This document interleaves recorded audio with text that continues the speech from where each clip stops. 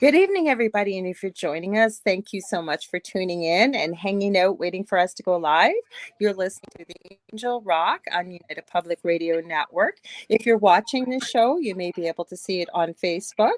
First, I should introduce myself. I'm your host, Lorilei Potvin. I am a Canadian psychic medium. I'm a crystal Reiki energy healer, Akashic Records practitioner, a spiritual teacher and mentor, and I'm also a nurse. And tonight, I have a guest that is a good friend.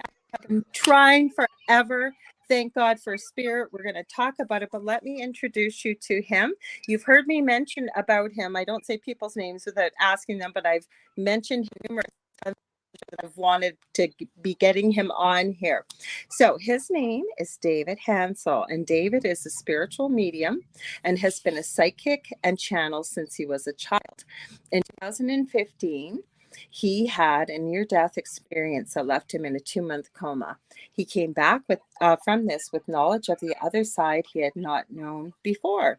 His goal is to simplify spirituality through channeling the spirit people and loved ones during mediumship galleries and readings, helping people realize that no one ever dies, which is so true, and that there's more to our existence than we realize. He uses laughter, honesty, and compassion to interpret the spirit world and teach others to connect with the other side. And David, welcome. Sorry, probably for 1 year's peers, I was reading. Welcome. I was like, where'd you go? You disappeared. I forgot to tell. I want to say hi. You'll see me stop. I keep an eye on the chat room. I remind people, if you can't see us on Facebook, now that I'm able to book my own shows, I'm streaming live on my profile. It's Lorilei Potvin on Facebook. You can also see us on numerous UPRN Facebook pages, such as UFO Paranormal. There's Joe Montaldo, UFO Undercover. There is so many different pages. We normally have 3 YouTube channels. We're still waiting for other one back. So we're on our newest channel, which I believe is called, I just had the name. I think it's Independent Public Radio. I want to say hi to people in the chat. We have a few comments. I like to involve them, David, and make them feel like they're part of the show. So we've got Carol Sloan. She says, hello, Lorilei and David. Jeannie Spencer. Hey, Jeannie, she's from the UK. Carol's from, I think, California. She says, hello, Lorilei and guest. And Jeannie, this is David Hanzel, because I know you tuned in after I introduced him. And Corinne Champagne says, David has old soul eyes. Thank God she said soul eyes, right? I've got very old eyes as well. Yeah. David also has a podcast. I've been a guest on his podcast before. And let's start this out this way, David. Okay. I have been trying to get you on my show forever. And you always work on Monday nights. Let people know what happened today. And I probably was doing handsprings because I did not have a guest book this evening, by the way. Well, it's really quite odd. Like Lori said, we've been trying to get together on her podcast for the longest time. Mm-hmm. I keep a day job as well as what I do at night. People think I'm crazy, and that's true. But I always work every Monday night, and I have to be there for what I do on Mondays. But for some strange reason, my boss yesterday asked me if I would work in the morning today instead of at night. So I said yes. And then when I was walking into work today, I just got that little thing and said, "You can tell them your spirit. I understand with this channel." Yeah. I got that little hello, Dave, talking to me, and they said to get hold of Lori and just get hold of Lori, and I thought, okay, for what? What, to listen to the show? So I was texting Lori to say, hey, I want to listen to the show tonight because I haven't been able to even hear it because I'm always working. Yeah. And she said, come on, Yay! Yes, because I am normally booked, and you know this because we've tried to get you on for months. Yeah. 3 months in advance, and with the summer coming and everything else, I just sort of let things run out, and I have a ton of messages out to people. I have great guests coming up, and I didn't have tonight booked. And I actually was feeling a little bit of the weather the last few days. I thought, well, if I'm really not feeling well, we could do a replay. Woke up feeling great, and I heard Spirit say, don't worry about it. It's going to be a great show. So I thought, you know what? we'll do readings tonight. And I got your message. I was practically turning handsprings, but that's how spirit works, doesn't it? That, it does for me all the time. And it's really quite wonderful. And I always try to let people know that you can like get the same messages Lori and I do. Mhm.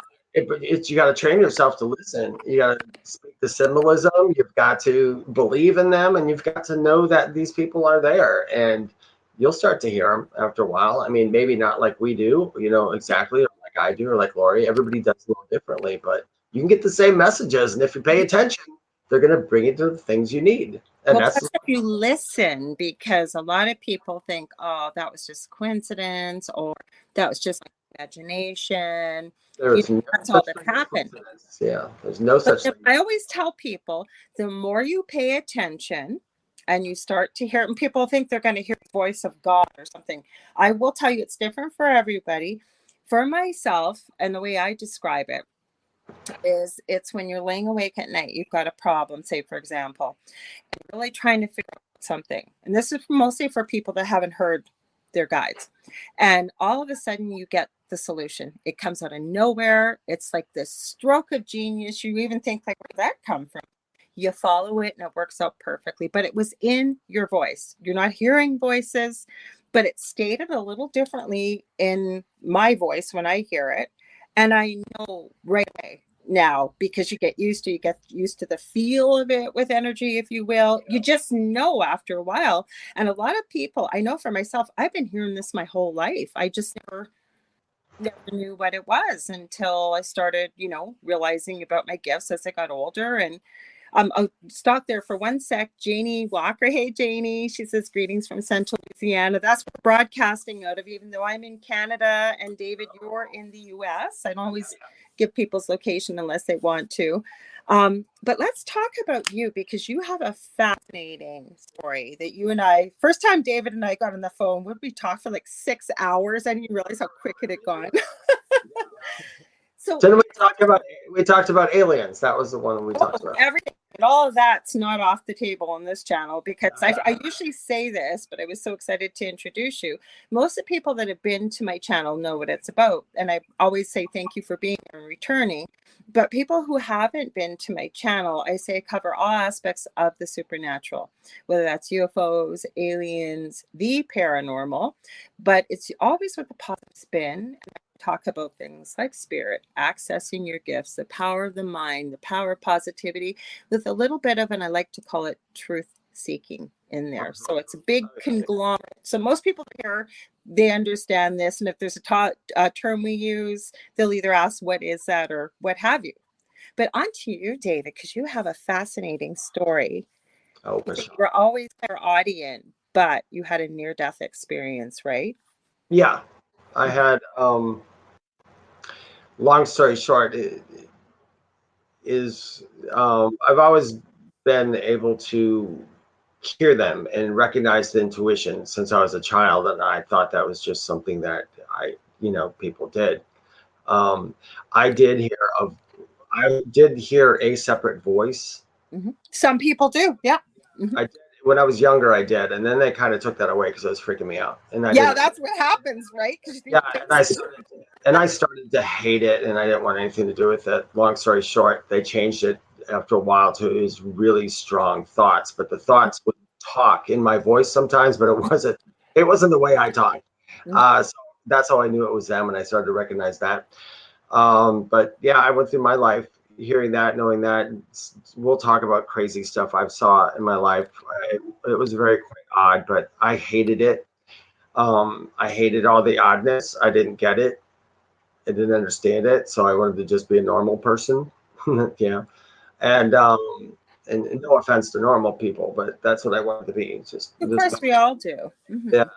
And drank it and drugged it away for years and years and years, but they were always there, and I would do readings once in a while, but I didn't know that I was talking to as many I'm just going to call them dead people as I knew. I mean, half the voices sometimes that came to me when I was younger, I didn't know they were from dead people. I thought they were the voices from the people who always talked to me, but it ended up being all kinds of people talking to me. I didn't like it. I didn't know what to do with it after a while. And then in 2014, I was suffering from so many panic attacks and so many alcohol addictions, and then they had me on psychotropic drugs for every for years. And it's funny, they can still get through with those drugs. Mm-hmm. For me personally, I've learned that I would never trust the messages because they were distorted, but they would still get through. I asked God to show me what to do or just let me go. I was done. And I begged to, but I was too much of a wimp to go off myself. So I just said, God, you off me. Let's just do this. And I started to get sick and sicker and sicker and sicker to where I wasn't walking. I couldn't eat. I couldn't do anything. They took me to a doctor who misdiagnosed me, told my parents that I just had a cold and needed to eat something. And we had explained to them that even water, the minute I drank water, I was throwing it up. They sent me back home, and about 2 weeks later, that's when everything hit me, and I passed out. I walked in the room. Actually, my little brother was there, and he just looked at me. He said, "David, you look like crap." And I just said, "Mark, I'm going to die now." And then I closed my eyes, and that was it. I woke up 2 months later. Uh, I had pneumonia, a really bad case of pneumonia that was covered 70% of my left lung, and I had sepsis running through my body. I So got that. yeah, so I had sepsis running through my body. So that's why everything I ate or drank, one, it tasted awful, like infection. It was nasty, and had it for that extra 2-3 weeks, and That they did. shows how strong you were, David. And for people that don't understand what sepsis is, it is an infection in your blood and all of your organs, goes through your whole body. It kills usually within 24 to 48 hours. The fact that you were able to hang on that long, look at how strong you were. Yes, I did. It was almost, they didn't, I don't know exactly when the sepsis hit in. It was before the surgeries because then I did the surgery, and apparently that's when I heart stopped quick, and that's when I had my adventure. And then into the coma. Um, I was aware of almost the entire 2 months, but to everybody else, I was laying in a bed with ventilators in my throat, and they were telling my parents every night that I wasn't going to make it through to the next morning. But here I am. Um, but I never went through any pain.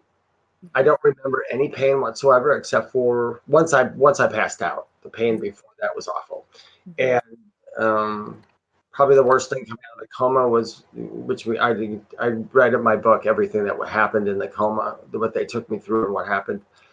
But when I came out, probably the most painful thing was when the memories rushed back in Mm-hmm. of kind of who I was, and then it took me about a good year after that to kind of figure out that I was David. So that was odd. Other than that, I remember when we talked about this, you did have some very interesting adventures if you want to share them, but you are a completely different person now than what you were before your accident, right? Or yeah, your experience, I'll say. yeah, I couldn't believe that I was me. And when people talk about the me that was before, I always call him Old Dave. I say, Old Yeah, Dave you used to do. do Yeah, that. you do when we talked. Yeah. Yeah. And sometimes I don't remember when they tell me, like, I used to drink and smoke and had anxiety attacks and everything. And after the coma, I don't remember smoking. I don't never went through withdrawals. I don't remember drinking. I can't drink now because actually there's something wrong with my pancreas from all the surgeries. So if I did drink, I'd die. Mhm. But I don't. I can't stand. I can smell it like a mile away. I mean, somebody could talk a block away that had a beer and I could smell it. It's really odd. I don't drink. I don't smoke. I don't do drugs. I don't remember them. Um, I don't do anything. I don't remember any of that. I had to come back brand new. My whole life switched and changed too, where I wanted to be normal. Now all the things that I do just get stronger and stronger and stronger every day. And now I love them. A lot of people used to tell me, oh, he's a walk-in now. He's a walk-in. Well, yeah, I'm glad you're reading my mind, and there's a lot to me between David and I. But I was thinking about that because we have talked about that privately. Like, am I a walk-in? You're gonna have to explain to people what a walk-in is. We know, but they may not know. Well, a walk-in, and this depends. I mean, there's probably different ways of saying it, but basically what happens is if somebody leaves this earth for whatever reason, like say when I went over there and I just said, I can't handle this, I'm not coming back. And they'll say, well, it's a perfectly good body. And, we're going to send another soul in your place into your body. Mm-hmm. That can happen. And then that person will come back. But the whole thing is that kind of walk in, they're not going to remember. They'll have the life imprinted in them. So they kind of recognize that they're that person, but they still would seem extremely different as different people. Another thing that's been actually explained to me by several people now who don't know me, and this is new, Lori, several people who didn't know me who gave me these readings all pretty much said these same things about, and I don't know what to think of it, and I'm not claiming any of it, but that when I went over, I came back with some kind of other being's energy with me. Interesting. So it's like two people, but it's like almost like you went over there and your DNA over there, your soul of your DNA changed, or the DNA of your soul changed. Mm-hmm. But you didn't actually come in with two people. You have this extra knowledge for whatever reason. That one makes more sense because I knew a lot of things that I had no clue how I even got that information from. And then I'll talk to people and be like, yeah, how did you know this? That's like not something a lot of people know. I said, I don't know. I just don't know. That would be a classic case of claircognizance, right? We know stuff, it is like a claircognizance. It's almost like the same thing as claircognizance. The only thing that's different is some of the knowledge I know, or like they have me speak, I don't know where it's coming from. Gotcha. So that's not claircognizance. Yeah. I was talking about the knowledge for people that maybe right. Mine's a little different. Coming from, then yeah. But I'm still very claircognate. I mean, everybody is. Some people are just really, really claircognate, which is, and I know you are too as well, aren't you? Yeah. And like Lori will probably tell you the same thing. The trick is to use claircognizance is learning how to trust it. So start validating these thoughts you get, and then you'll know that it is true claircognizance. It doesn't, although claircognizance doesn't always work for like reading cards. I'm still here. Hang on, keep talking, David. I'm gonna try fixing any. It doesn't always work for reading cards. Like if somebody says, hold up this card and you tell me what's on the back of that card, or if it's red or yellow or something like that. Some people think that I'm going to pop out and pop right back in here because, no, I do that. So good.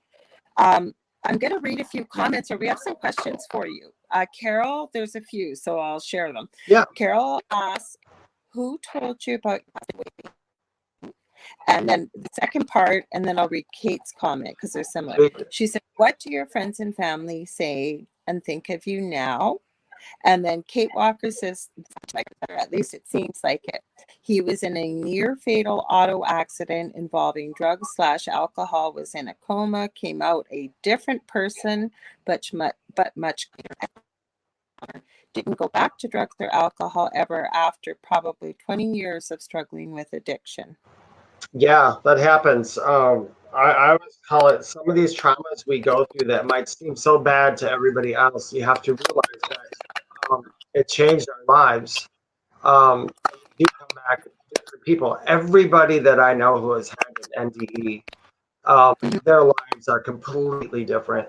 I mean, it's completely different. It's overwhelming. Oh, I'm reading Kate's comment while we're waiting for her to come back. It came out 20 years struggling with addiction. That's a long time. I was in the same boat. I was like 20, 30 years. I'm back. Sorry, it closed on me. I'm telling you guys, hopefully the audio will be better. This happened last week. Oh. And the audio cleared up. I don't think anything else, but it is just chop, chop, chop, chop, chop, chop, chop, nonstop. So I apologize. That's okay. Is mine choppy? No, it's me. And I'm going to have to talk to Joe because I have closed every single program on my phone. I've turned off every notification. And this is the third time this has happened. The one was in a meeting that we learned how to do this. Now it's perfect. Welcome. I was wondering where you were, man. He's one of our regular guys here. So he's just tuning in. Sorry, David, where were you? And you got so rudely interrupted by me. Go ahead. There was a comment before Kate's that I didn't quite hear because we got chopped up. Okay, so Carol was asking after Kate shared her friend's brother's experience. She wanted to know who told you about your past way of being before you had the near-death experience. And then Carol also asked, what do your friends and family say and think of you now? What was the first part? Who told me about what? About how you used to be. Oh, my friends and family. They'll tell me how I used to be. Everybody that I've ever known, the people I went to school with, some of my high school friends. I didn't have many because I wasn't very liked in high school, but I have some. The ones that I do have are really good friends. Some of the ones who used to pick on me, who now know what I do, they all say the same thing: is that but I used to stare off all the time when I was younger, or when I was in high school. People would always say, Dave, what's always turn off in the space? And they'd ask me, what do you think about it? I'm like, oh, nothing. I'm just listening. And I was constantly seeing stuff and hearing stuff constantly. But I never told them what I was doing because, they would think I was crazy, especially back in the 80s and the 90s. That was a really bad way to be in the 80s and 90s, Oh, yeah. Mm-hmm. So my parents, I mean, they always tell me I'm a totally different person, but they still they're the same. They're probably happy that I am the way I am now. I mean, they spent 2 months listening to a doctor tell me I was going to die every day. So they're happy. A lot of my relatives and other parts of the family, I don't know. I only know my immediate family now. I mean, the other people I know right now are my mom, my dad, and my little brother. So. It's not you, it's me. And I apologize, everybody. So keep talking, David. It's okay. I'm going to let I'm having major audio issues. Are you still there? Yeah, I'm still. Now I can hear you better, and then it gets staticky. And if anybody are hearing that in the audio, producer, and let them know I'm going to say we're having major audio issues and nothing's fixing it because anything I did last week, nothing's fixing it.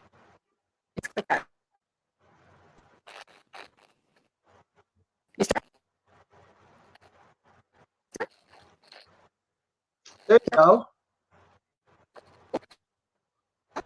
Hang on. Can you hear me? Oh yeah, that sounds perfect now. Okay, let's see. I messaged him. He'll text me back. See, because like I said, this is now the third week. Now it seems it's settling a bit. We'll see. We do have a thunderstorm, but it could be something that Joe might have to fix in the studio. He does all this. And guys, it's tonight. So we got a question too. We got from Kate. Do you think it's possible if something like you did with your higher self during a time and experience some kind of enlightenment, or does it feel like you're sharing space with another soul? That's a good question. Oh, does it feel like I'm sharing space with another soul? There are times where, yes, in all honesty, when I do like gallery readings, or even when I do regular like mediumship readings online, or even the psychic ones, which I really the psychic. I have learned to step away. So a lot of times they say stuff and I just let them start talking, and it's in my voice, but I just let them start talking. I just let the thoughts come through. I don't even try anymore. They just kind of happen. At that point, yeah, don't feel like I'm all here. Mhm. Like I guess if she said before, a lot of people would refer to me as a spiritual medium, or I mean, there's all different kinds of mediums, and I hate to just give a special label to anything, but a spiritual medium basically means for me, when I do whatever I do, normally I'm just Dave. I'm just Dave having fun. You know, I got a dirty potty mouth, and I like to swear, and I like to watch. He's hilarious, guys. He's But well behaved tonight.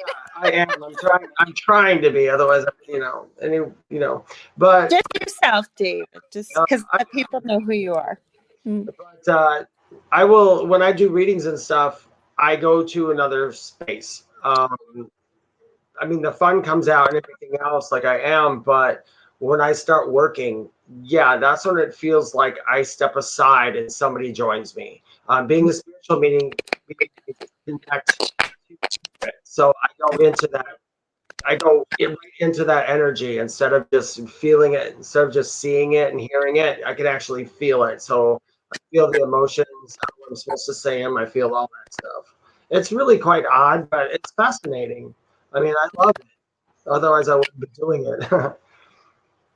I think So, it's better than any drug. It's better than any high you can ever have. well, you know what? I've been dying to share with people, and I'm going to talk to you off the air about this. No pressure, but right now I'm finding so many people into spirituality. Got a lot of questions. I don't know, maybe if you're doing this your whole life, maybe you didn't. Thanks, Joe. It's a little bit better. It's a lot better, actually, David. Yes. Because Joe's working on it right now. He just texted me. That's why I said I'm still here. I just texted him back and said thank you because it's a lot better than it was. Oh yeah. No. Oh, so close. It was. It was really good. He's working on it. I can see him. He's in the green room. That's our PRN. I'm going to give him a huge shout out, Joe Montaldo. And he's taught us what to do. And I did it last week. This happened in the staff meeting. And then last week I don't know if you've been used, and Lorilei. Oh shit! It's the Dave Show. Anyway, I think you guys can still hear me. Oh, she's been replaced. I'm so much sexier. What can I say? Let me do something. Hey, Lori, do me a favor. Take yourself all the way out of the box and come back. Me? It won't let me kick you out. So, yeah, kick your own self out. I'm not going away. I'll be right here. I gotta close the page to do it then? No. That should be. You can just leave. Just go. You can mouse out left by hitting the left button. But it shouldn't go anywhere because I'm in here now. So this is what I hope it don't go anywhere. Okay, I'll come back. I promise. Okay, there we go. Hey, how you doing there? Not sure what the hell was going on there, but it sounded like the gremlins were trying to eat her. Yeah, right. Every now, well, it's long distance. When you're crossing the world or crossing different countries, sometimes we get little issues. Well, the bloop sounded good anyway. Yeah, say something. I'm back. Hey. All right, that sounds way the hell better. Joe, I'm going to talk to you out. Well, he's gone already. I'm going to talk to him afterwards. And I apologize, David. This is new. And Joe had a staff meeting. I want to give him a huge shout out because he normally does all this. But guys, he's becoming a big Hollywood star in October. He's going to, I think it's the People's Choice Award. Some of our shows are up for awards and stuff. So just so we can still come to you live, he taught all of us regular live hosts how to do this. Oh, thank you, Joe. That's 100% better. Everybody's saying that's so much better. Thank you. And anyways, he asked me last Monday, are you going to do it? And I said, nothing like baptism by fire. And I did it, but I had these awful audio issues, but it seemed when I popped out and popped back in, it was fine, but I've tried everything. So thank God Joe's always around. So thank you, Joe. He owns UPRN. He's got a lot of great shows for those of you who haven't heard his shows. He's got UFO Undercover. He's got The Gray Zone Uncensored with Michelle DeRoche, and he's got The Centralist. He's got all kinds of shows, so make sure to check him out. Anyways, everybody's going, that's 100% better. Yay. Hooray, Joe. Where were we, David? I'm sorry. Oh, it's okay. Trust me. I know what I was going to say. I'm getting it from spirit because there's a lot of people newly awakened asking a lot of the questions that we hear. I know I asked many years ago, how do I hear my guides? How do I open my third eye? What are guides? Do crystals work? You name it, on and on. What do you do when you're a medium? So I'm putting together, actually, I think it's going to look like a master class, like an hour presentation with a lot of people that have specialty areas. I'm hoping to ask Dave. I have to talk to him. I haven't sprung it on him yet.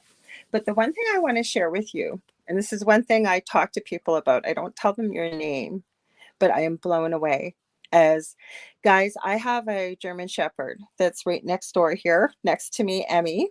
And we had gone out to camp, and she just turned 2 years old. So she was about a year and a half old. My mother-in-law's dog did not like dogs. When we came back, she was trying to murder the puppy next door who had been her best friend. I tried everything to fix this.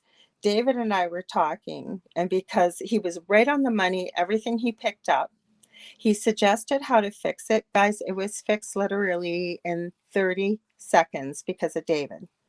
So, David, you also are able to communicate with animals, right?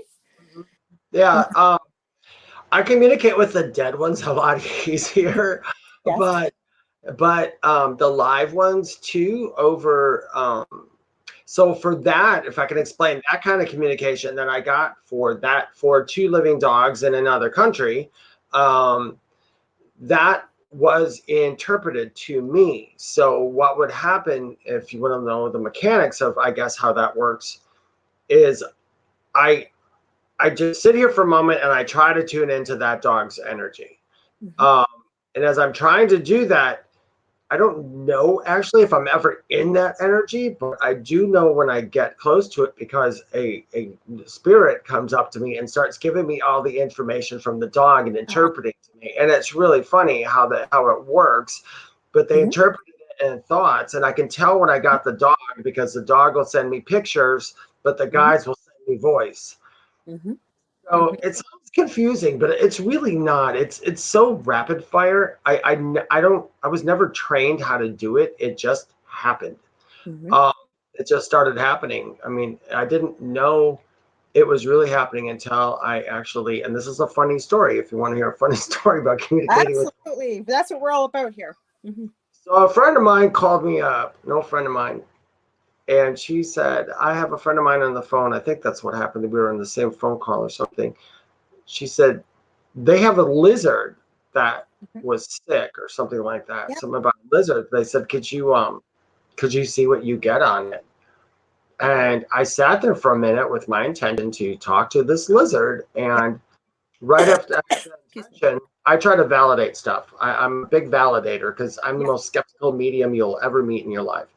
And I sat there and I described the lizard. I'm like, so does a lizard like this, and that? And they said, yes. I'm like, okay, then I can see it. So obviously, since I can see it, I said, is this, and I didn't know the lizard was in the hospital. And I said, was the lizard in the hospital? And why does his left um, hand hurts? His left hand was hurting.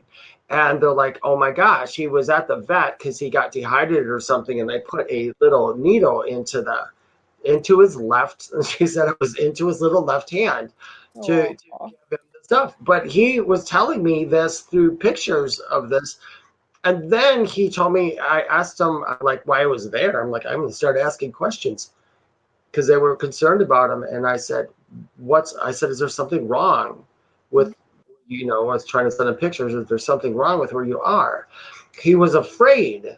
And why are they afraid? So I came back on the phone. I said, he's afraid. And I'm trying to figure out why he's afraid. And then he showed me like the whole like earthquakes. I kept seeing all of these pictures of earthquakes and everything. I'm like, what's that? And I said, hey, you know what? And then they gave me the thought. And I said, are you guys have construction going on or something next door to your house? And they said, yeah, it's been going on for 4 months. Like, my gosh, that poor lizard is feeling every damn vibration from that construction next door. He's not happy where he is. I said, just move him, I guess. And they did, and that's what it was. They moved him off the table he was on. But that was how I figured out, oh my gosh, you can talk to lizards for crying out loud. So that was the weirdest thing that happened to me. But you know what? Like Jeannie already added from the UK, I love you already, Dave. And she said, that's amazing. The animals. I don't know if you can see, I highlighted her Oh, comments thank it on the you. screen. Thank you, Jamie.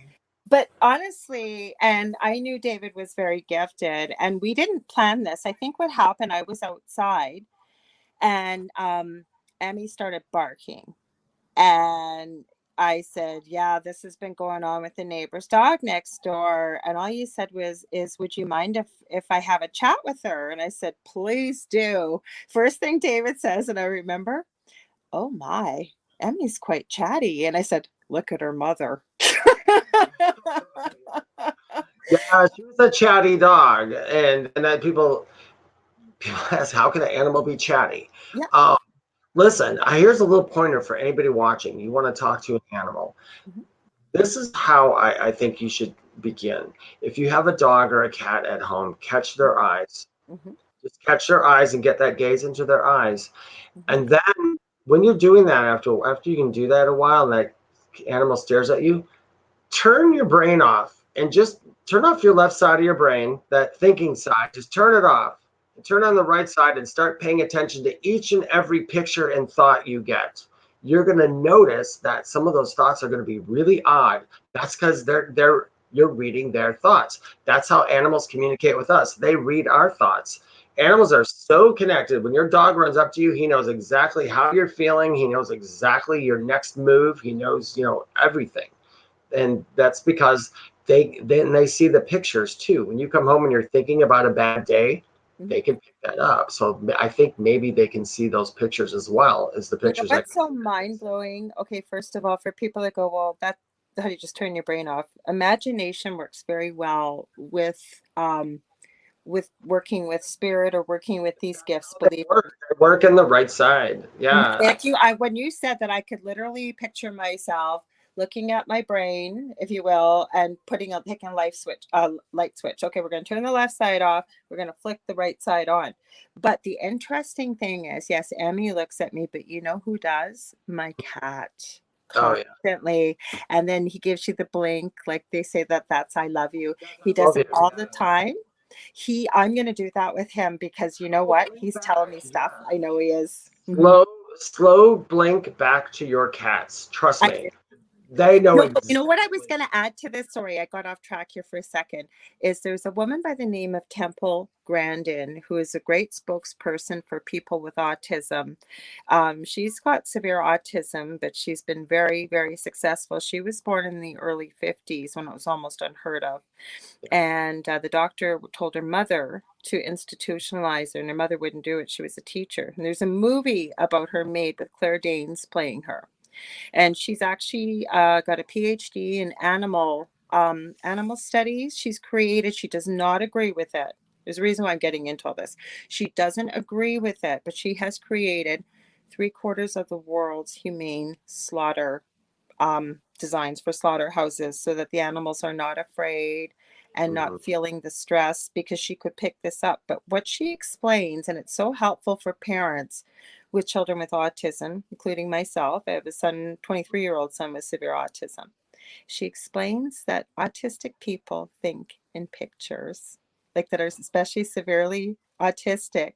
And I found most people with autism have a real connection with animals. Now you wonder why. Maybe they're real. Because my son has told me he has 2 superpowers. He went, Mommy, I have 2 superpowers. And I said, well, what are they, sweetie? He goes, well, first of all, I always know what the animals are thinking. And my eldest can communicate with animals. I know I told you privately. He told me many of the things you told me as well, to be able to communicate almost word for word with animals. But anyways, back to my youngest. And I said, well, what's your second superpower? And he looked at me kind of like with that look like, duh. He goes, well, my autism, of course. And it was so incredible to hear this. And I didn't mean to get off track, but you're talking about animals thinking in pictures. Meaning, a lot of people pay attention to people with disabilities, because a lot of their disabilities, I don't like to call them disabilities though.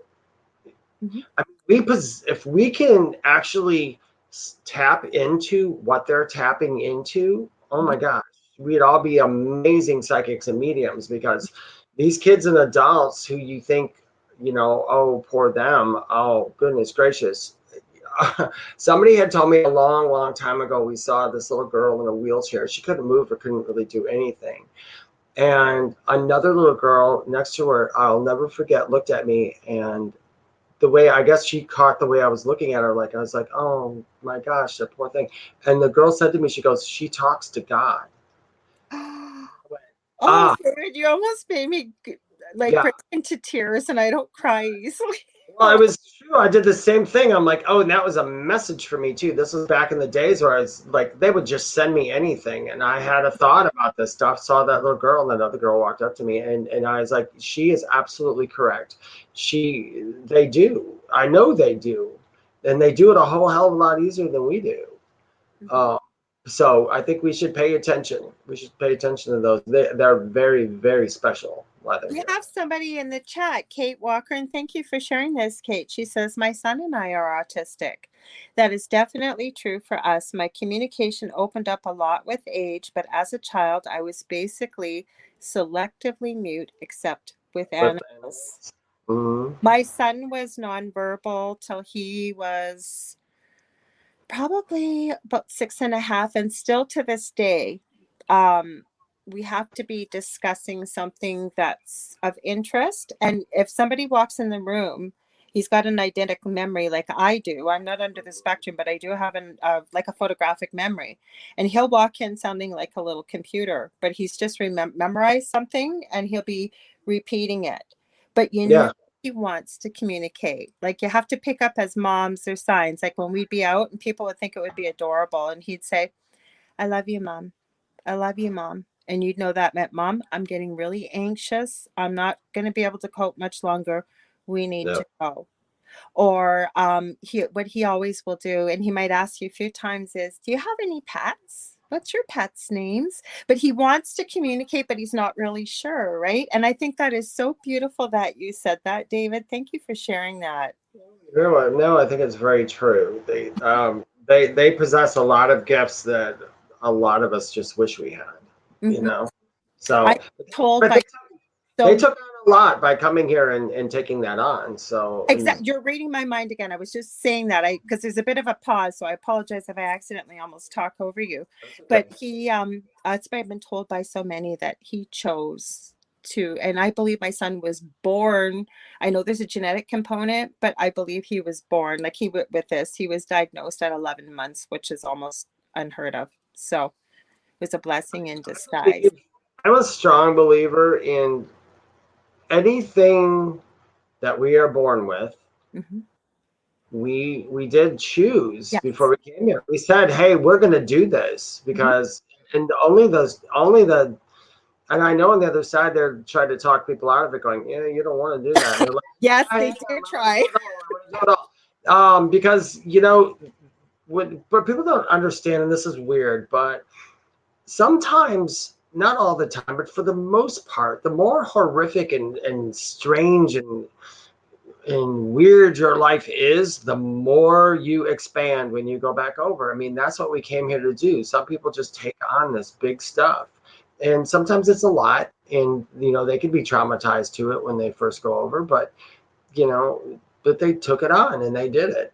Mm-hmm. I mean, I find that, and I found that most people, not everybody, but a lot of people that I find that are, say, in the light worker field, most people I've talked to have had a pretty traumatic upbringing. Like they've got either a really difficult situation growing up, maybe with the parents, or, there's a lot of, because you'll hear, especially a lot of people new to this while they're trying to figure it out, like trauma comes up like 20 times in a conversation, but it's like, I don't know if it's because it's an older soul maybe, or what it is, or like you said, maybe we just put it on our plate because we really want to have that experience and really expand.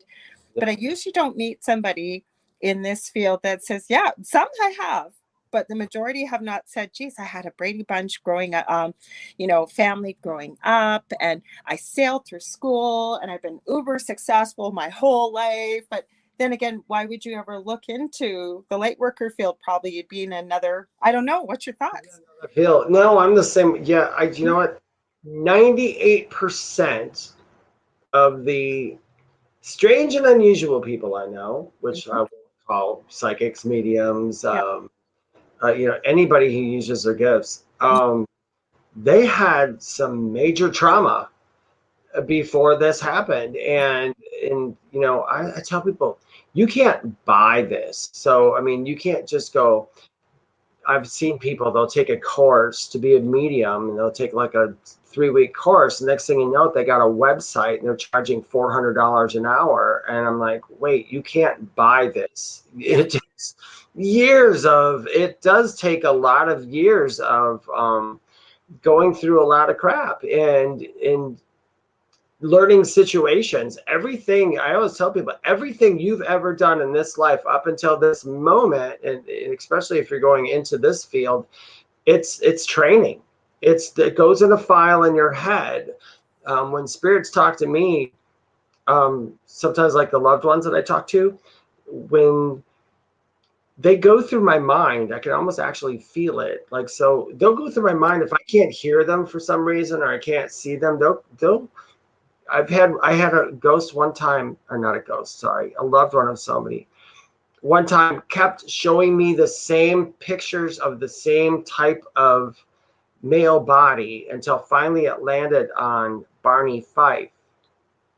And I said to the woman, I said, okay, there's a gentleman here. And I said, this is odd, but I said, he's very skinny and he reminds me of Barney Fife. And in fact, his name is Barney, he's saying. She's like, yeah, that's Barney. It looks just like Barney Fife. I mean, so that they go through my mind to find that look if I couldn't see him or anything. So, all that, or they'll go through my head to find traumatic events so I can relate to it, why I'm giving the reading.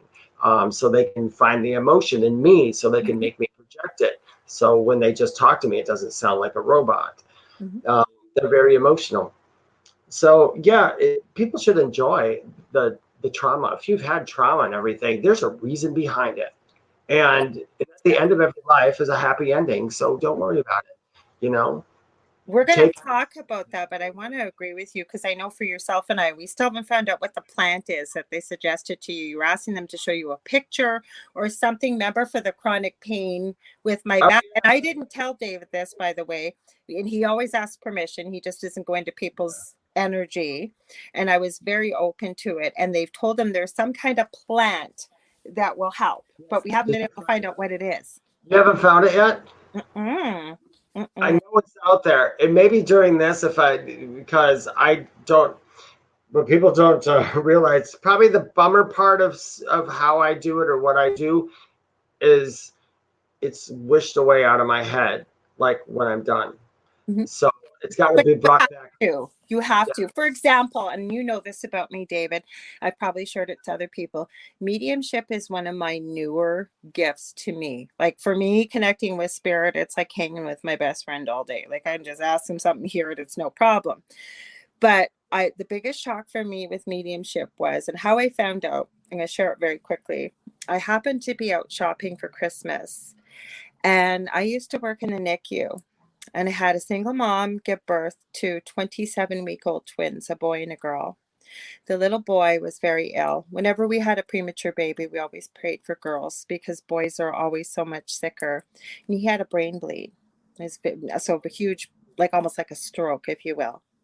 Lo and behold, I'm working in the community. Who comes on my caseload but this little boy? He's now about 6 years old. Mom needs some help. He's in a wheelchair. The little girl was okay, but he wasn't. We had severe cerebral palsy. Fast forward, I've hurt my back, been away from my job for a long time, and I walk into Canadian version of Barnes and Noble, which is called Chapters. Who do I run into? This mom. And as I go to give her a hug, I hear, "Tell my mommy I love her." And I was just about in tears. And he'd never spoken, but he showed me healthy. I could see it all. And she said, by the way, and I won't say his name, she said, blank just passed away a couple months ago. I said, you're going to think this is crazy. I said, but I just heard, tell my mommy I love her. And that happened about 3 or 4 times that weekend. just running into people. Somebody would pop in and went, okay, this is a sign from spirit. I need to look at this more closely. My biggest thing for me with mediumship, though, when I speak 3 languages, is it's like going to a different country. Some people, for me, show me, and we've talked about this, show you pictures. Sometimes it's the smell. Sometimes it's just energy. Sometimes you can see them clear as day. I know you can see spirit much more than I can. So that's why I'm not uber confident. I found the best thing that works for me, if I have somebody send me a picture with before they pass, the most recent, but with their eyes and their face. The last 2 readings I have done, one was with a baby, and we didn't plan on it because I usually ask somebody ahead of time, right? Last one I just did on the weekend, I opened my eyes Saturday morning, the reading Saturday night. There's this lady standing here. I said, hello, can I help you? And she says, I have a message for so-and-so that you're doing a reading this evening. And it kept feeling like a mother, like mother energy, mother love. And I kept saying, mother, no, no. So we started the reading off with this. And I don't divulge people's personal information. This is just I know you know that, but for people listening, confidentiality, and I know for you, David, as well, is uber important. Anyways, long story short, she gives me the message and I pass it along to the gentleman, and he's very puzzled. And I said, that's okay, because sometimes you're going to walk away from this and it's going to make sense. Sometimes someone could come up and say something to you. It will come through. I feel that strongly about this.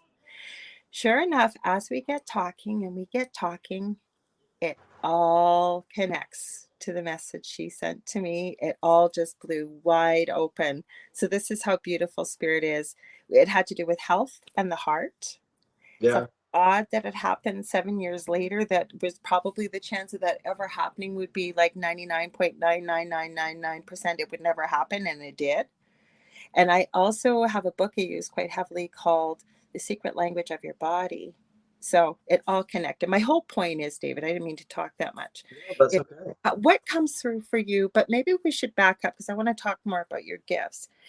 Are you comfortable sharing some of the experiences you had with your near-death experience? Because I think people will find that really incredible. Oh, well, what part? Okay, well, you shared some parts with me. You no longer eat meat, and you're very clear that you don't make a statement about whether people eat meat or not. You're not being mental about it, but for yourself, what happened? Yeah, I do not eat meat. I did before, and I never really thought about it. But when I came out of the coma, I guess, and I still really wasn't myself too much. It was just like hazy yet. They were trying to feed me. I had lost 100 pounds, over 100, 120 pounds in 2 months from being under. And you were never obese, because I've seen pictures of you before. You were heavier, like you were really a built guy. I was 240 pounds. I mean, I was big, but I just didn't. I carried my weight well, but I was really big. And right now, I'm 172, I think, 173. But where was I? With that meat. Oh yeah. So I ate meat and everything, and when I came out, they tried to feed me, and I started yelling. They said, and I don't remember much. I started yelling that I could not eat that. I could not eat that. I can't eat the animals. And this was like the middle. Yeah, I came out for a little bit. That's because my father told me about this. So that happened, and then 2 or 3 days later, after I was out again for like another 3 days, or I didn't wake up, and then I guess I sat up really big and screamed out loud about the animals, and they're killing the animals and all this stuff. Shortly after that, we remembered why. When I was part of everything that happened to me, it wasn't a just go to heaven type of thing and come back. I actually went through a small life review. They took away a lot of karmic stuff that was there. Some of the shamans I know, which I study shamanism now, tell me that I had shaman sickness at that point. let's talk about that too after, because people probably haven't heard that before. Sickness. Yeah, I didn't even know what that was. And when they said, when I told them everything that happened to me, they like sent me to this page and they're like, read this. And I'm like, holy cow, it's like verbatim. And I'll talk about what that is later. And it's terrible. It's not terrible, but it's terrible. But I went through, part of it was going through what a lot of other people were feeling and doing, and they did that to me with the animals as well. So I went through a process of actually going through slaughter when I was there, but without the physical pain. And then they did explain to me, I really don't believe it's right to kill animals, and I got a whole thing behind that. But I mean, if you're going to eat, go ahead. There's not sin. You're okay. Yeah, you've never been judgmental about it, but I think it's very interesting to hear this because you did have a powerful experience. Yeah, I went through the slaughter of it, and I went through the emotion, and that's the bad part of it.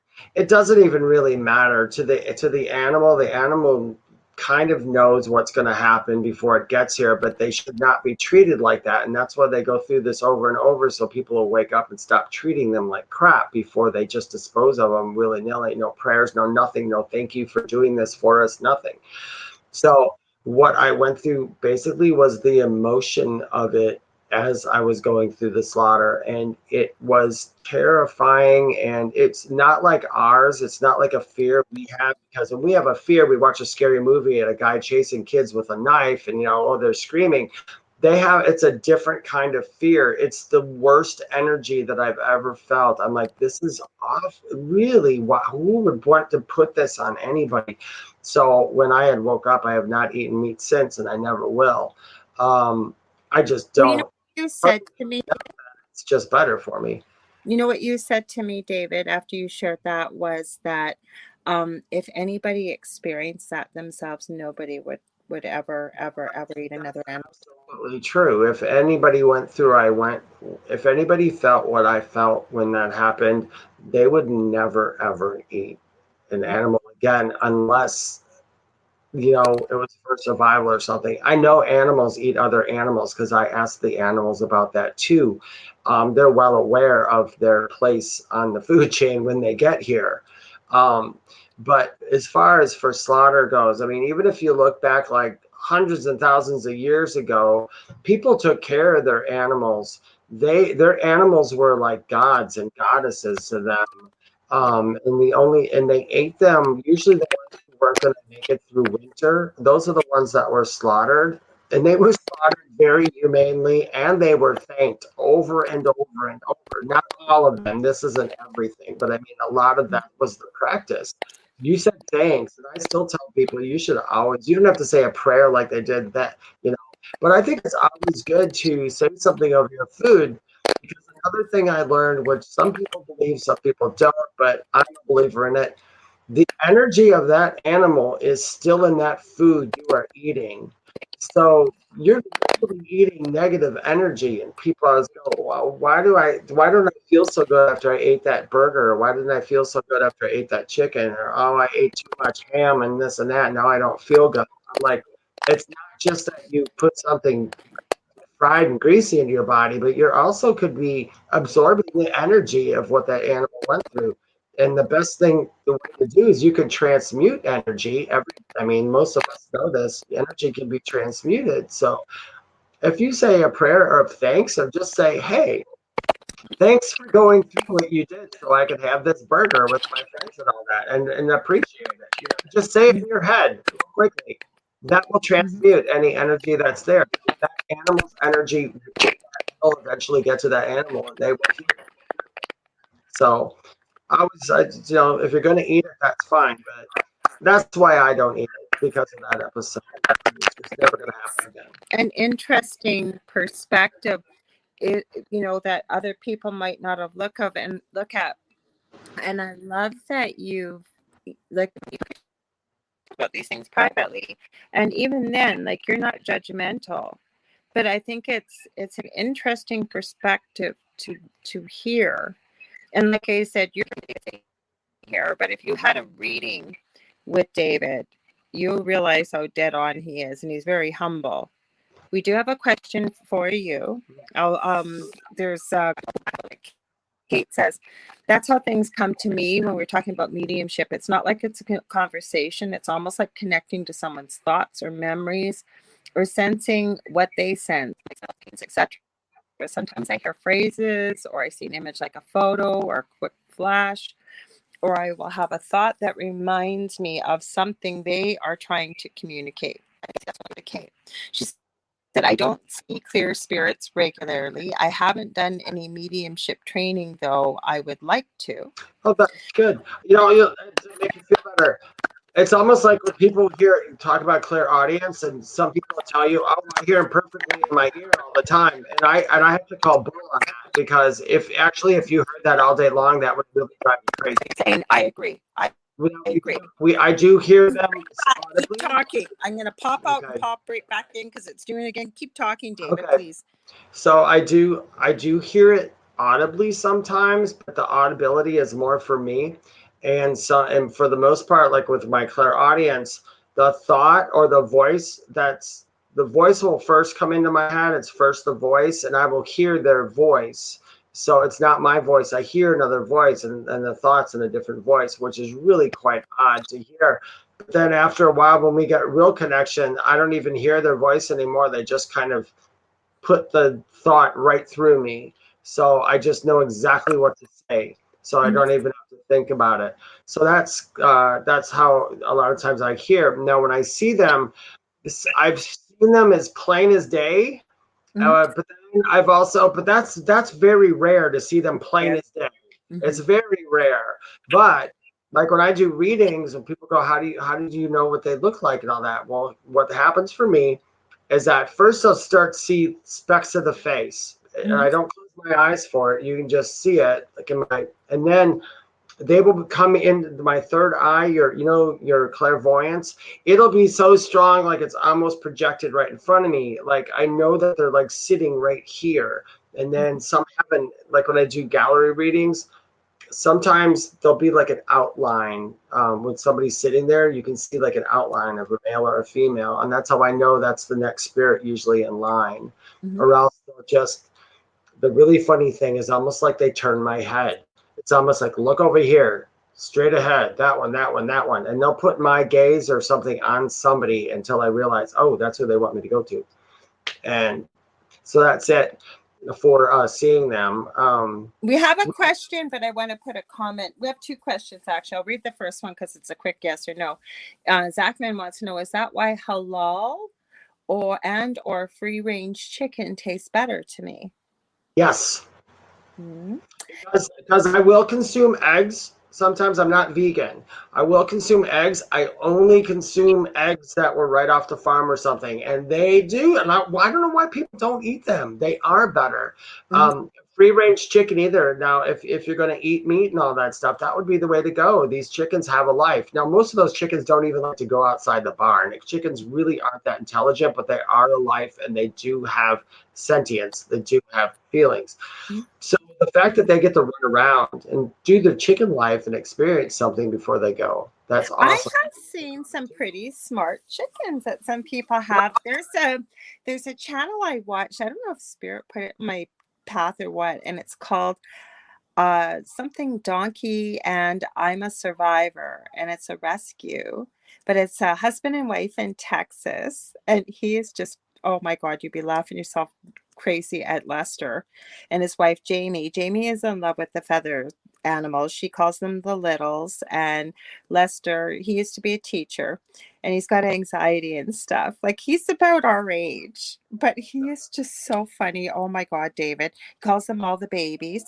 But those chickens, they've got some personalities on them, and I've seen other people, same thing. They do. Yeah, they actually do. I'll add this to that. Just like people, we have people that just seem like they're just dumb as a box of rocks. They don't do anything. That doesn't mean that's all people. Chickens and groups of animals are the same way. Some of them will just be naturally more intelligent. But I think that those animals, their souls are progressing more. And that's why they came into this life with a bit more intelligence. Plus, once you name an animal, that's like a gift. That's a gift to that animal. If you name that animal and you say, yeah, this is your name, I identify with you and all that, right away, that helps their spirit out and everything. Plus, I tell people I can't eat animals because I talk to them. I mean, that'd be really odd, Yeah, And I some people are doing that nowadays, it seems too, but my God, that's a whole different show. yeah. We have another question here. I highlighted it. Jeannie wants to know, what is shaman sickness? I knew people would ask about that because you don't hear about it that often. Shamanism is, for me and everything that I've read on it, I've only been studying it for maybe about 4 or 5 years now, or right after the coma. And I practice it. It's just beautiful. I'm not by no means a shaman. I don't consider myself one. Mm-hmm. Um, Shamanism is of the earth. It's in so many indigenous things. It's not just, everybody thinks of shamans just being in America. They're not. They're in Canada, they're in America, they're in the Himalayas, they're in Japan, their shamans are everywhere. Shamans are the ones in the villages that would find the water and the food for them, the medicine man, the one that knew all, basically the resident psychic of all these groups, but way more than that. I mean, saying that really cheapens it. No, these people are absolutely wonderful people. In order to be a shaman, something had to have happened to you. Long time ago, for most shamans, I can believe it, and correct me if I'm wrong, if anybody can add to this, this is just the skinny of it, what I kind of know. The shaman would be the one, usually back then, who got hit by lightning. So that sounds weird, but it's true. If they got struck by lightning and lived through it, they're pretty much going to end up being the shaman, but that's because they went through big trauma.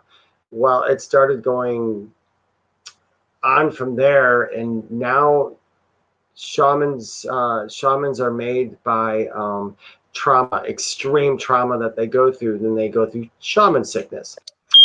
Shaman sickness. Is that your fire alarm? Yeah, which is so odd because there's I no just smoke. heard a voice.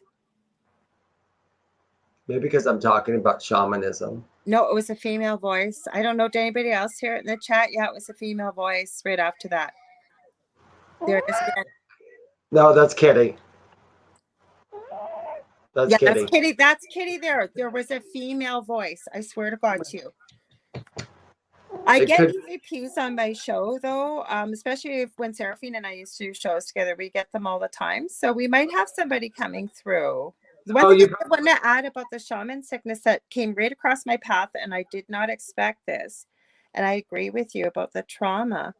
But what this documentary was about how mental illness is handled versus how it would be handled by somebody that had a shaman, and how it was dealt with. And this was part of the process. They were saying, no, this is just from different parts of the world, interviewing people, that could be a sign, almost like that trauma they're going to go through. Like, we're talking serious mental illness here, like severe bipolar or something. And instead of all the drugs and whatever else, they had a way that they progressed this and processed and helped. What was your thoughts? Have you heard anything like that? I did. There's a lot of weird stuff with how people think about how things happen. I don't even know how to formulate that for words. I really can't think about it. They talked to shamans, and well, they weren't called shamans, but they would do the same type of line of work, if you will. It's not even it's a calling. I think those healing. I think a lot of people. I think I know where you're getting at. I think those people, because they're healers, shamans are healers too. That's the part they were addressing. You're absolutely right. The healing aspect. Yeah, shamans are healers. That's the number one thing you do. They just have the power through them. Oh, let me get back to, and then I'll get back to that too, because that might lead into it. I will tell you before you start quickly, Kate heard a woman laugh, and Zachman says he heard it too. So there you go. I have somebody. Okay, here's the deal, guys, and this is on God's truth, and it's funny. But whenever I do my work here and I do stuff, they always show up. And when I get really intense and talking like that, really get close, because I'm like seeing stuff all over in front of me right now. So, and I don't know why my fire alarm would go off. Well, let us know they're there. Yeah, and that's pretty much probably what it was. Who's here? Can I tell you? Mm-mm. No, but now I heard it. Am I right? Hi, Dave. Welcome, Dave Petrella. Hi, Dave Patrol. So, what did they say? Are they still talking? No, they're not answering me, and I think I know who it is, but I'm not quite sure. Well, you just moved, didn't you? Huh? You moved, right? Yeah. Yeah, I Yeah, thought you. Yeah. this is a new place I'm in. Yeah, but it's another. It could be anything. Who knows? Anyway, to get back to it, Get uh, back to this. Yeah, that's what I said I'd like lately. Squirrel, squirrel. you know, it's really funny when you're a medium and you're actually freaking yourself out at this point. It's like, what do you want? Just say it because I'm busy. Yeah. Um, but the game, I'll play the game. I don't care. Um, but okay, so shamans. It's basically when this happens in shaman sickness. How the best way to describe it is it's tearing down of the soul, basically being dismembered from limb to limb without any pain, but it's you basically they tear you apart and put you back together. Um, and that's pretty much what probably the shaman sickness is going through that. And it's you know what, I can't pretend it was hell. And they say once you go through that, then you're a shaman, but I do not call myself a shaman, nor do I deserve that title. Shamans can only be called shaman by somebody else. A shaman should never proclaim themselves. Maybe one day I'll get the calling for it. But I love it. And a funny thing about that, when I was done after this, I had a reading by a lady who didn't know me, and she turns out to be a good friend of mine now. But right before I had that reading, I had to buy, and I think I told you this, Lori. I had to buy like everything Himalayan flags. Yes. I had to buy everything from the Himalayas, yaks, all that. What was that? Those mountains up there. Tibet. Everything Tibet. Everything I saw Tibet, I had to buy. I did not know why, but I had to buy it. My room had Tibetan Himalayan flags and prayer flags everywhere. It was unbelievable. And I could not figure out why I had that. So I have this reading from this lady who's now a friend of mine. She's very gifted, amazing. She did not see my room. Okay. We're talking. And I wanted to find out from different people about what I went through, because I had to go through a lot of searching to find out which was real, which was my imagination, which actually happened.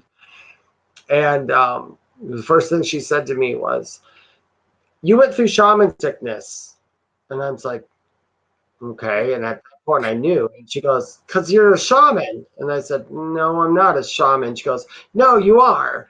She said, "You are right now." She said, "There's another part of you in another realm living right now, and you're living as a shaman. He's a Tibetan shaman." I'm like, "Oh my God, a Tibetan Makes shaman." sense. Makes And I'm sense. like, "Holy cow." And I'm like, "Okay." Well, that kind of fizzled away, but I did get in touch with that higher self of mine.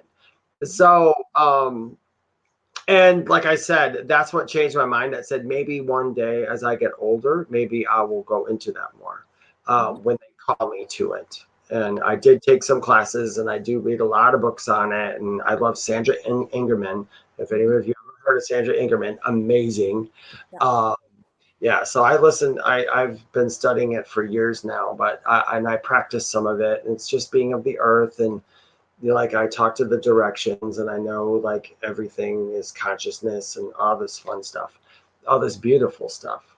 But that's about as far as I've gone in it so far. But that's pretty much what shamanism, shaman sickness is. It was just a tearing apart of the soul, and it I can't lie, it was horrifying, but it's not painful. It's not painful physically. You don't feel it as it's happening. But you're observing it. You're in that position, observing yourself getting torn apart. Some get torn apart by a bear. Some just get torn apart.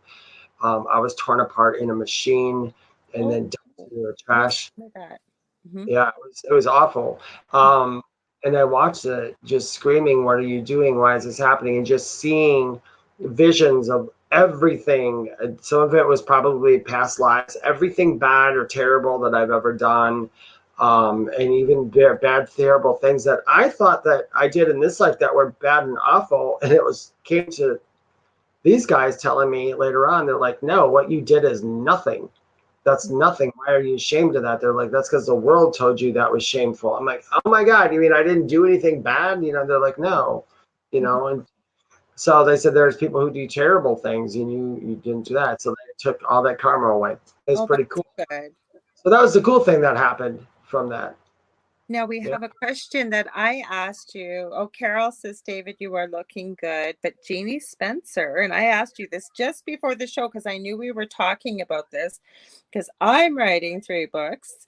And I asked you, David, if you've got a book out, don't you? And you said, I'll give you the question. Have you wrote a book, Dave? I'm writing the book. It's gonna take a little bit yet. I wasn't sure how to write it. I originally was just gonna write the experience from Excuse me. passed out to what happened during the coma, and they didn't want me. I'm talking my guides or the spirit folk I talk to, the spirit people, the That spirit support peeps, you. That spirit support. peeps. Yeah.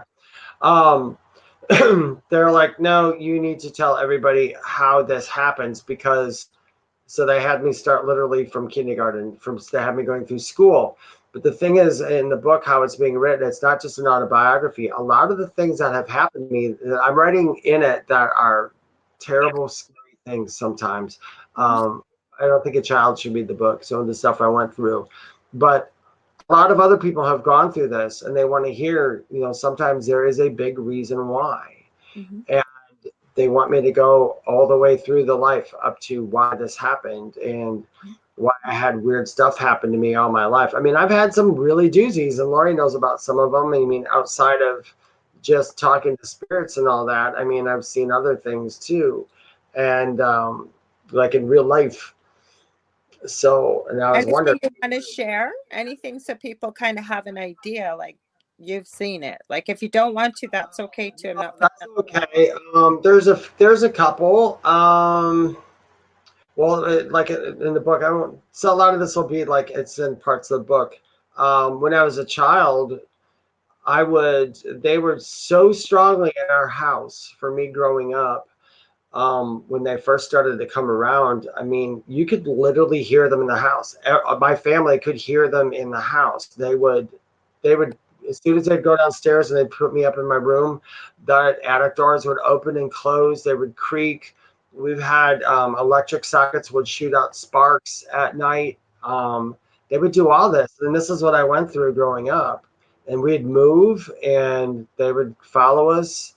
I would hear them talking. I would go to school and I could still hear talking. And I'm like, oh, so that was scary at first, but then I got really used to it. And I thought it was just kind of normal after a while. But then once I started going to school, um, that's when I was just the crazy kid when I opened my mouth to tell somebody about it and right away shut my mouth again. Like, It's nope. so difficult, and this is part of what I do because if you're not, when you're going through that as a child, life can be terrifying enough as a child, depending on the kind of child you are.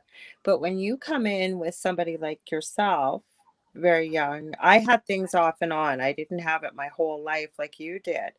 Yeah. You've got nobody to tell. How do you process this? Like I have the moderator, and I've told you about her before. She's in Sardinia, Italy, and she reached out after seeing our paranormal survivor episode, and I literally heard from spirit, you need to contact her. She's a beautiful soul, so talented. Like just can look at a picture and pick up where it is location wise around the world, like just really amazing. And she wrote an article. A friend of mine used to put out a free paranormal magazine called the Paranormal Chronicles. I wrote an article, How to Open Your Third Eye. Didn't really tell people, but we went over why do people want to know, what have you. But the reason I share this is she shared what it was like to be a child going through this in a strict Roman Catholic Italian family, being an only child, her parents thought she was crazy, and how lonely it can be, how terrifying, trying to navigate this on your own. So my whole point is that I put out there that I do work with children only with parents' permission, but if a child's going through this, because you need somebody to either support the parent if they're going to be doing the mentoring, or you've got to have somebody supporting your child. Wouldn't you agree? Oh, I would totally agree. I have to say though, I was a little lucky though. Mhm, I mean, it's not all sad, folks. mhm, Listen, this is the weird thing, and I'm going to tell you about some of the weird stuff I saw that I told Lori knows about. Um, the coolest thing that happened to me in my lifetime going up to this, like I wasn't meant to be like a medium in this right away as a child or a young man. That wasn't what was in store. mhm, I went on a million different adventures growing mhm. up. They just directed me towards different careers that I did. And as soon as it started to go good, I'd get scared. They'd back off. They'd put me in another one. I'd just go on and on and on. So it was fun that way. It was hard, but when I look back, I'm like, I've done a lot of really cool stuff that a lot of people have never done. I've done everything that I dreamed about pretty much. Mhm. Like I dreamed about being a rock star. I became a rock star. I was in a band and learned how to play bass, guitars in a Rush tribute band. Like in the 80s, I did all that. I Yep. wanted to, I wanted to be an actor after that. I took an acting class, ended up doing play after play after play after play after play. And I wanted to be a comedian then. And then I went to school in Chicago and at Second City in Chicago, and I learned improvisation. I was a comedian after that. And I went on stage. So I got to do all these things. Yeah. They never went very far, but they kept taking me to all these things. But there was a reason why. And that is because that was all everything I ever wanted to do. I'm glad it never did pan out because I wouldn't give up the gift that I have now doing what I do. I love it. So all these things everybody thinks are so cool about being famous, being this, being that. That's not what really life is about. A lot of those people really aren't even happy. They're I mean, not. some are, but some are, but I mean, not that happy. Who you are and what you experience in this life is going to make who you really are. Any fame or money you have, trust me, I've been there. It doesn't go with you. Nobody over there gives a crap if you're Elvis. Nobody cares if you're anybody over there They because don't. you're not them anymore. And then Yeah. working in palliative care, and we've talked about this privately too.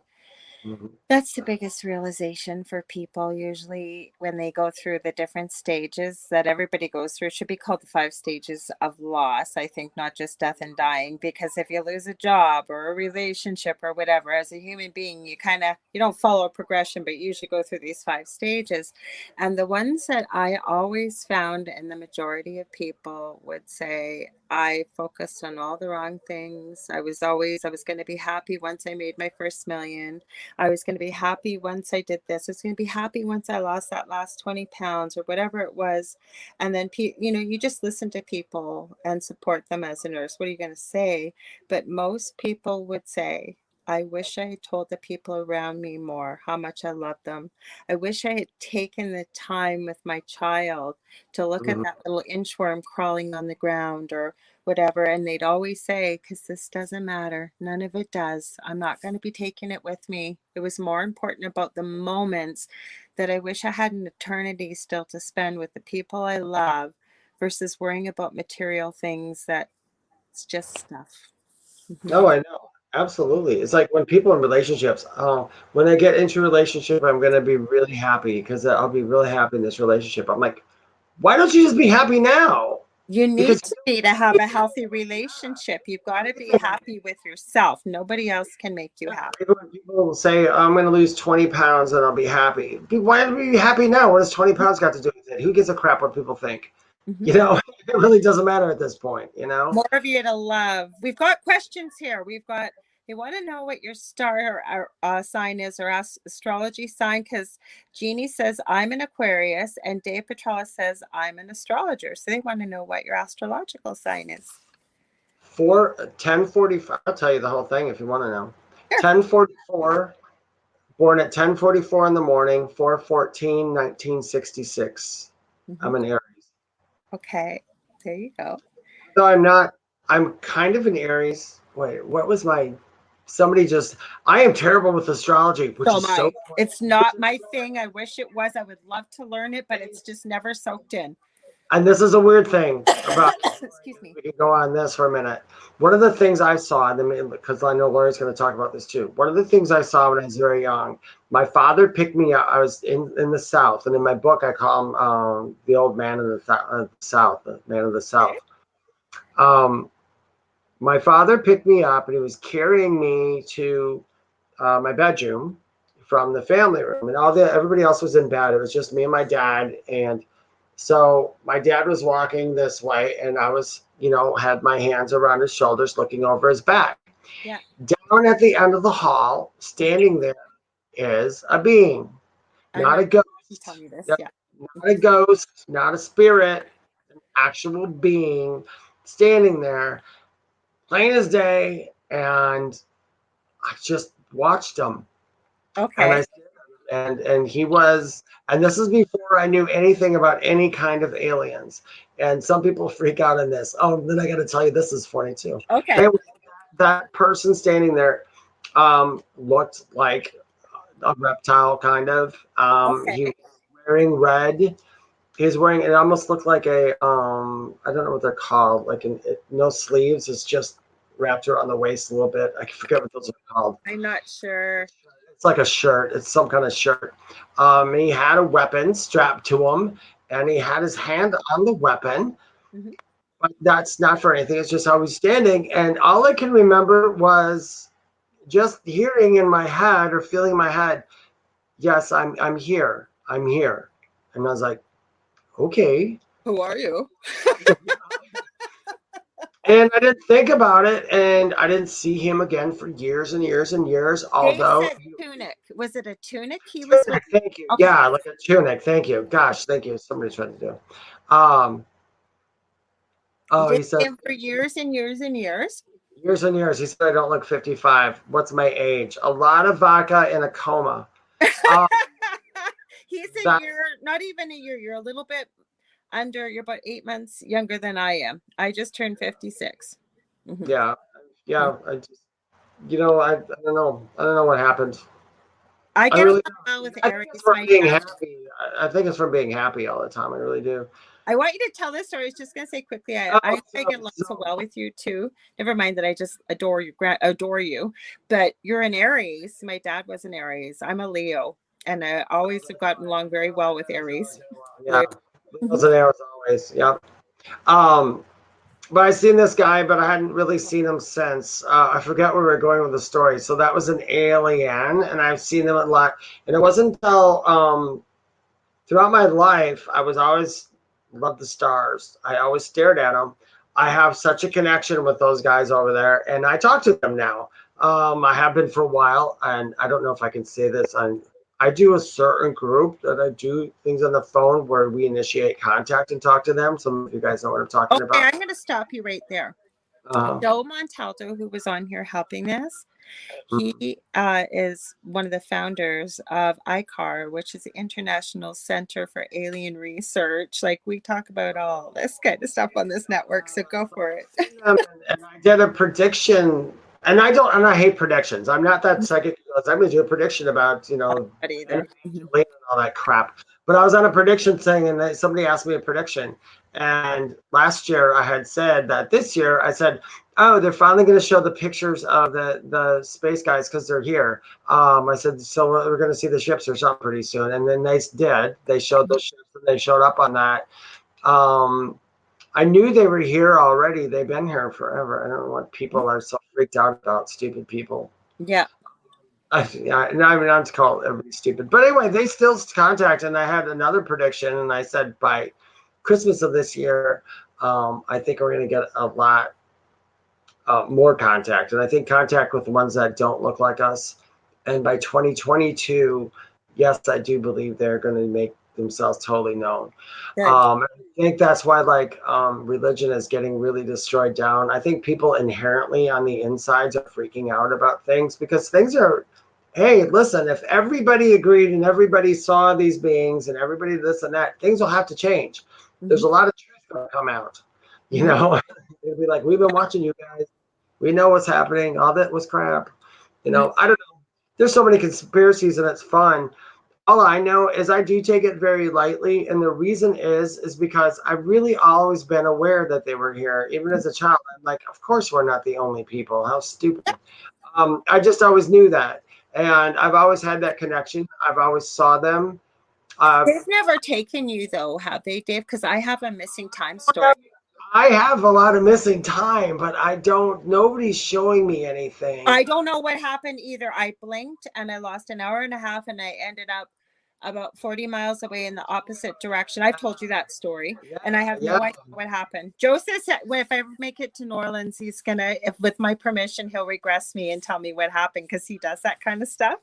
You know, it's really funny, you guys. I had QHHT done, which is the Dolores Cannon thing, so you can find out a little bit about the coma. Yeah. And for some reason, which was odd, it did not regress me back to any lives. It took me straight to almost the same place I went to if anybody knows about the Bardos, I maybe shouldn't bring that up because that's a long explanation. Just going from here to heaven is not the only stop. There's different places and all kinds of things. Now you open a whole can of worms, David. And we're not going to have we've got some time, but I swear to God, you have to come back, because we haven't talked about this even privately. Like, I need to know. So what was I saying? Gosh, I lost track of thought now. Okay, wait, well, back up. You were talking about the different things, and I asked you about missing time, if they've taken you, and about regressing. No, I got to ask you, did Julia Cannon do it for you, or somebody else that was trained? Yeah, the QHHT. No, she didn't. A QHT practitioner did, and we went down. I had questions, but what happened was light language. I was singing and humming tones, and she has a recording of it. They told me that's how I got the name for my website. They had told me how I get my information. And this being, it was so poetic and beautiful. He had a long, like when he spoke, it was like a tone. It came out almost like a song, really long. But he said that when she asked, how does David get his information? And he said he hears the whispers in the wind. And I was like, oh, how beautiful. Okay, I get that. Because actually sometimes when I talk and I'm just talking to somebody, when I don't even mean to do a reading or anything, sometimes it really, their energy or whatever they're about them goes right into my ear and right in everything. It's like some people all of a sudden I know too much about. It's like, oh, I didn't mean to do that. I didn't do that. But that's what it is. It's the wind. Everybody, if you ever just like look up or look around you, consciousness is constantly streaming by you. So people like me and Lori, like if we're doing psychic work, where it's just psychic, when we're doing past, present, future, not all this other stuff, it's past, present, future, straightforward, no guides, no nothing. We're basically picking out situations about you out of that stream. And that's how I look at it. I'm just kind of going, boop, it just popped into my head. Boop, that came into my head. So, but yeah, that consciousness is always there. And now I forgot again where I'm going. They got me everywhere. Well, that's what happens. And sometimes when I'm doing my show and I'll be talking and your mind's going like 10 miles a minute, right? Mine does. It just goes. My mouth can't even go quick enough. And then I'll realize as I'm talking, I've either forgotten what I was talking about, or I'll be moving on to something else and I'll wait. Hey, I didn't finish that thought 5 minutes ago. And I don't have ADD, but I always joke like lately. It's like, what? Squirrel. There's a spiritual thing about that where they tell you when you drop your thought and you don't know where you were, it's because you skipped a timeline. I don't know if that's true, but I'd like, okay, let's go with that. It's not just stupid. I like this question she asked, if I could answer this quick. You go wherever you want, sweetie. It's all Dave, if you bumped into Bigfoot, would you be able to converse? I don't know, but I will tell you this. And I don't know how true this is. So if anybody's a Bigfoot fanatic or knows, but I did find a few of the lots here. We got lots on this network. Anything strange and unusual is here. I had a meditation with a Bigfoot one time. Oh, I can't wait to hear. And it wasn't intentional. I just went into the meditation. I guess maybe it was subconsciously unintentional. I don't know, but I've always kind of liked Bigfoot. I thought, yeah, Bigfoot. I know Bigfoot's real, but I never knew anything about it. I just inherently know he's real, just like Loch Ness and some of the other cryptids. But I was sitting in this meditation, and all of a sudden, it was Bigfoot. It was Mhm.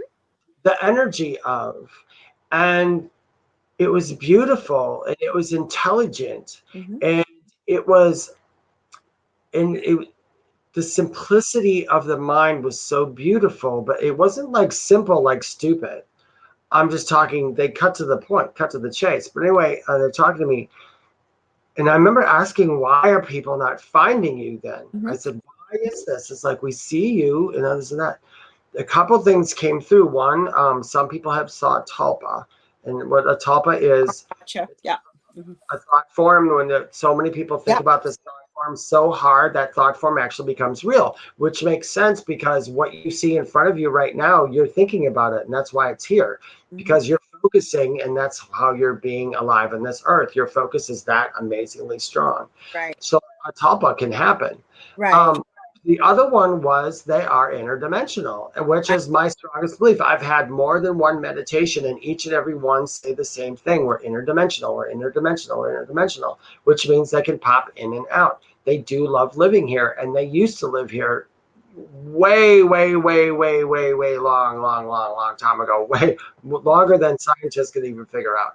So they did used to live here, Mhm. but they left here, but their energy is still in another dimension. And I believe they have ancestral energy here. Is that what you called it? Thank you. So that's what. Sorry, when they're talking. So everybody knows, if you hear me talk out to the side when they talk to me, I just have a conversation with them like that. Mhm. So, but they are interdimensional, and their ancestral energy is still on this earth. And I think a lot of people are picking up on that as well. Almost like in the paranormal, where there's a what do they call that when you see it's not really a ghost, it's just repeating itself over and over. Residual energy. Hmm. I think there's a lot of residual Bigfoot energy around here too, and not all of it, but I think there is some too. And Well, that's I was going to mention, and then somebody says, "Can you see a number?" It said, "Which dimension are they in, David? And can you see a number?" I'm going to add something very quickly to that. There is an interview. I can't find it anymore. Connie Willis had done it from Blue Rock Talk, and she's gone to a private website. But there's a lady on Facebook that offers free remote viewing classes, master classes for 4 days. Her name is Lori Williamson. Now, she has no interest in Bigfoot whatsoever. She has an accuracy rate, it's been measured, I believe, of about 86% with remote viewing. Connie is a major Bigfoot fanatic, and she asked Lori to interview Bigfoot. And a lot of the things you're saying, she found out. She didn't know anything about Bigfoot. She had no interest. And she's the one thing, though, she described the smell. And she said, "Why do you smell so bad?" She said the same things you said about getting right to the point, the intelligence. And it was a grandfather or like a great elder that they respected in the dimension she was visiting. And he said, "Well, we think you smell." That was so funny. I wasn't. I don't. I didn't get as technical as hers. It's just little parts that I saw. I didn't smell them or anything. My connection was purely mind Energetic. to mind or soul to soul. Um, They want to know which dimension are they in, I Dave? have not been able to figure it out because I know there's a lot of beings in the seventh, but the whole thing is about human beings. Um, can I see a number? You mean for a dimension? I want to say six, but I'm not sure. But I want to say six. I know that though they occupy others because they're some are, I know, like angels and stuff. Those are like ninth, 10th. I mean, some of the star people that are up there are like 10th, 11th. Mhm. But for some, I think that the ones. Okay, thank you. The ones are saying the ones who are showing up in our dimension are closer to the sixth or seventh dimension, but their energy goes all the way up, way high. Mhm.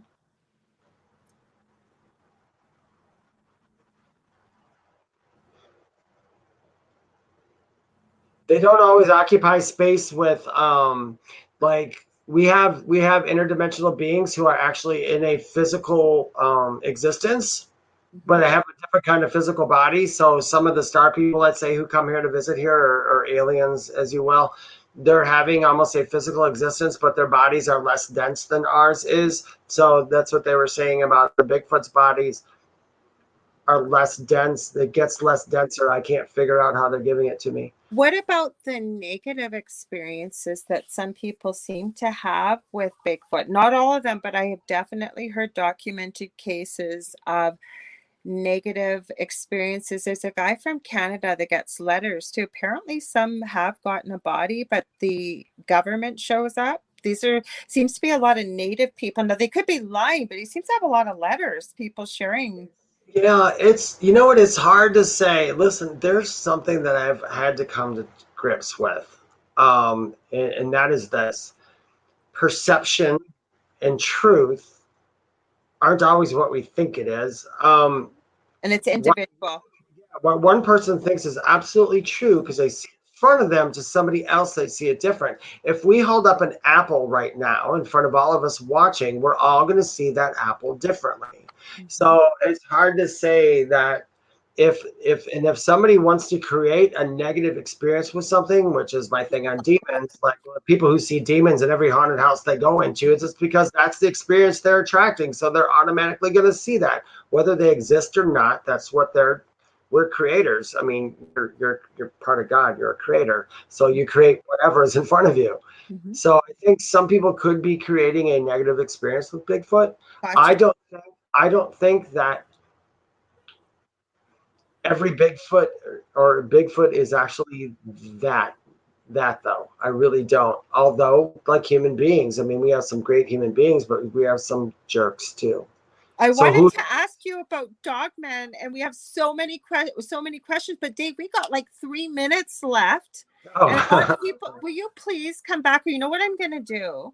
Now that I can run StreamYard, I think we should film some podcasts to play, because we've had so many questions. People just love you. I knew they would. And so that we can work around your schedule, because I've been, like I said, guys, I've been wanting to have David on so long, and I'm telling you, we have barely scratched the surface with Dave, because he has so much knowledge, information, we didn't get too much. stories. I didn't say this, but I do believe David is a shaman. I think that you're being very cognizant of anything in the way of coming across in the way of ego. I'm not telling you how you feel, but I believe you are. I'm sure one day I will study, and when I study and go through all the teachings that there is, which could take a very long time, then I would want to do that. But right now, my calling's just not there yet. Mm-hmm. I know. Well, he's going to come back, Jeannie. And Zach wants you back. Please come back. Everybody's saying this. I knew you guys would love him. Zach, you've heard me talk about him. I haven't said his name before, because I know Zach has been with my shows almost since I began. And I have talked about you. I keep saying I'm trying to have this amazing guy that's a good friend of mine, but our schedules don't work. So, Dave, where can they find you? Don't forget your TikTok. I was going to bring that up, guys. He has some touching videos on TikTok. I don't know what happened with the TikTok. I blew up. I went from 1,000 followers, so I think I'm at 73K. And Dave, that video, I'm going to tell you right now, there's a woman that's palliative that was very honest and wrote some questions, and you answered for her because she's scared, and she has a young daughter. And she asked you, I think, what was going to happen. She was really afraid. And you gave her the most beautiful answer in the video. I can see why you blew up. Mm-hmm. Yeah, I can tell you later on more about that one. I can't say it here right now. I know, absolutely. But what I'm saying is you answer a lot of questions, and you really give a lot of information. But tell everybody everywhere they can find you, David. My website is theywhispertome.com. I do have a YouTube channel called The Spirit Experience, although I have not made a YouTube in a very long time. I'm going to again. I had to move. My podcast is called Mystic Stew. That's great. Mm-hmm. You can hear that on Anchor, Spotify, Apple, all kinds of places. I haven't made an episode in a while because I was moving, but that's what I'm starting to do next week again, making more YouTube and that. Mm-hmm. My website is theywhispertome.com. Mm-hmm. My Facebook page is They Whisper to Me, and I have a group on Facebook called The Spirit Experience, and I'm under Spiritual Medium David Hanzel on TikTok. And we didn't get to do readings tonight. I knew we probably wouldn't, but I know every now and then you go live in your group too as well, right, Dave? I do go live in my group as well, and I'm starting to do more lives again. I have so much that's happened in the last little bit. So I'm trying to smush everything back together and come back to Dave for a minute. Yeah. So, I am yeah. so glad. Thank you guys for the beautiful comments. I knew you were going to love them. I will have David back. Thanks, Spirit, for saying to Dave, get a hold of Lorilei, because I was like literally doing hand flips when he said he was off tonight. I was like, yay! Jeannie said Hazel is my middle name. Well, it's not Hazel, it's Hanzel, right? With the Hanzel, N. Hanzel, H-A-N-Z-E-L. I am German and Irish. And I want to tell you guys too, and if you ever want to get a hold of me, you can find me on facebook.com/The Angel Rock. I have 2 groups on Facebook, Paranormal University for all things paranormal, and then the Angel Rocker Tribe for many of the things we talked about tonight. Now, I'm going to let you guys know, you're going to be the first to know. I contacted Joe Montaldo, who you saw briefly, our producer and owner, and I said, hey, what are we doing for Halloween night? Because we normally don't broadcast on Sundays. Joe has a regular day job where he runs a construction business all night and usually produces us all the time. Long story short, not sure what it's going to look like, but we're having a Halloween party here Sunday night, October 31st. Maybe I'll be, David, I don't know if you're working or maybe I'll be able to pull you in. Sunday night, I am not working. Okay, because I haven't talked to the other hosts yet, so I don't know who's going to be available. And even if any of the other hosts, for whatever reason, I'm sure some of them will be there, some of your favorites. But what we'll do is once I talk to them and we find out who's coming, we'll put posters, events up and stuff. But the other thing we'll be looking for is scary stories. You got some pictures, EVPs. I'm thinking probably the best thing to do, if you can make a video clip. Little video clip, audio clip, or write it out, send it to me. You can send it to the Angel Rock 1508@gmail.com. If you've got me on social media, I am on every platform under the Angel Rock, as well as Lorilei Potvin personal accounts. Send them to me because we want to share these things. We're going to have a spooky night. I'm planning we're going to dress up. I already found my crown. I might be an ice princess. You never know. So anyways, I want to thank you guys all for tuning in. Love you all. Thank you so much for being here, David. I love you dearly. I'm so grateful you were here tonight. Thank you. Thank you so much, everybody, for listening to me yap. Oh, I could listen. I told you guys the first time I talked to David at length, I think like it was starting to get dark and both of us went, oh my gosh, how much time has gone by? So, and you guys will see when his podcast comes back on, and I'll remind them, please share in my groups as well. So look for David, follow him, book a reading with him, or whatever, if you're doing that, David, because you are amazing and I'm so grateful you're here. I love it. Okay, everybody, you have a great night, and we will see you next week, next Monday. Okay, stay safe and keep tuning in to UPRN. We got all kinds of great hosts, great programming. There's something for everybody here. Love you all. We'll see you next Monday.